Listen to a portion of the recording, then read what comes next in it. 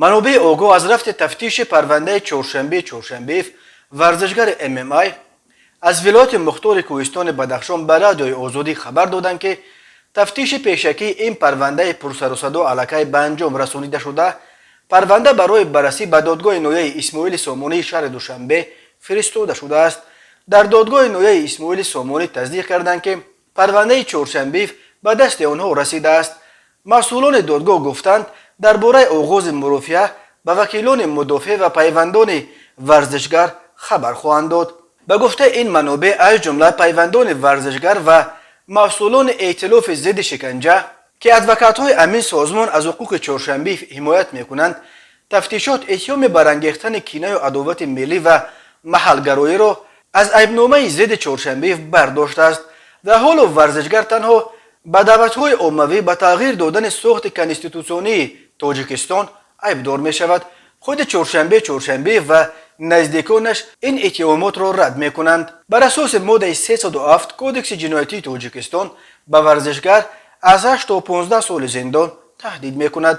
در کردارهای چهارشنبه آن علامت‌های جنایتی جای ندارند که به برانگیختن خصومت نژادی، ملی، منطقوی، دینی، پس زدن شأن و اعتبار نژادی یا منطقوی آورده رسانده باشد. از این رو ماده 189 از پرونده او برداشته شد. گفته است یک منبع آگاه از پرونده، به قول او پرونده چهارشنبه اساساً بر پایه ویدیو است که او در آن در واکنش به هلاکت گلبدین زیابک و چند ساکن دیگر بدخشان در حادثه های ماه نوامبر سال 2021 میگوید باید بر ضد بی‌عدالتی اعتراض کرده همه افرادی که در مرگ مردم بیگناه دست دارند به جوابگری کشیده شوند.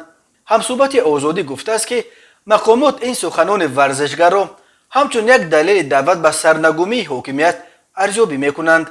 دادگاه باید این را معاین کند که آیا حرفهای چهارشنبه دعوت به سرنگونی حاکمیت است یا نه.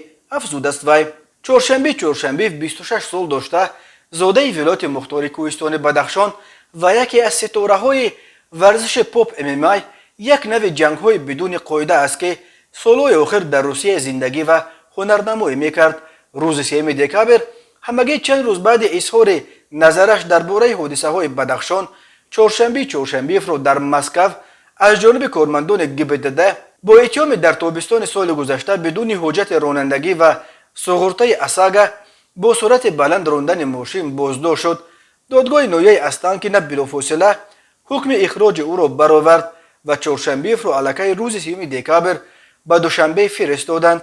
مقامات تاجیکستان بعد چند ساعت خبر دادند که او را راست در فرودگاه دوشنبه دستگیر و به برانگیختن کینه و عداوت و دعوت به تغییر ساخت دولتداری عیبدار کردند، ولی او این اتهامات را رد کرده گفته است من یگان مقصد دعوت به غصب به زوری حکومت نداشتم، من تنها به جوابگری کشاندن گناهکاران را طلب کرده بودم.